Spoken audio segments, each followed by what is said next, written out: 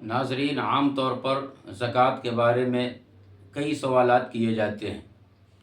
ان میں سے ایک سوال عوام کے درمیان بہت ہی زیادہ مشہور ہے کہ اگر کسی کے اوپر قرض ہو تو اس کو زکوٰۃ دینے کی ضرورت نہیں ہے۔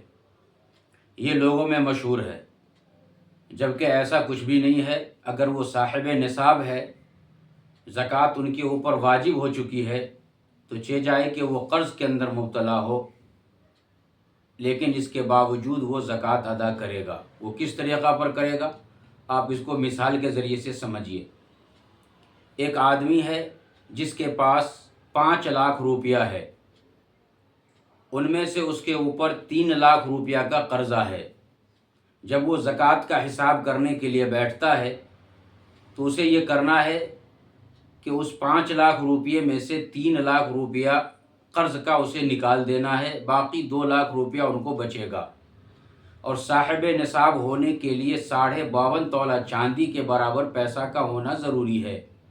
52.5 تولہ چاندی کی رقم آج 2025 میں جب حساب لگائیں گے 1010 روپے تولہ کے حساب سے تو 53,025 روپیہ بنتا ہے، اور یہ 2 لاکھ روپیہ نصاب سے زیادہ مال ہے، لہٰذا اس 2 لاکھ بچے ہوئے روپیے کے اوپر اس کو زکوٰۃ نکالنا ضروری ہے۔ اور اسی سلسلے میں دوسری بات کہ ایک آدمی 5 لاکھ روپیے کا مالک ہے، زکوٰۃ کا حساب کرنے کے لیے بیٹھا تو اس نے یہ دیکھا کہ ان کے پاس 4.5 لاکھ روپیہ کا قرضہ بھی ہے۔ تو اب 5 لاکھ میں سے 4.5 لاکھ روپیہ جب قرضہ کا نکالے گا تو اب اس کے پاس صرف 50,000 روپیہ بچے گا۔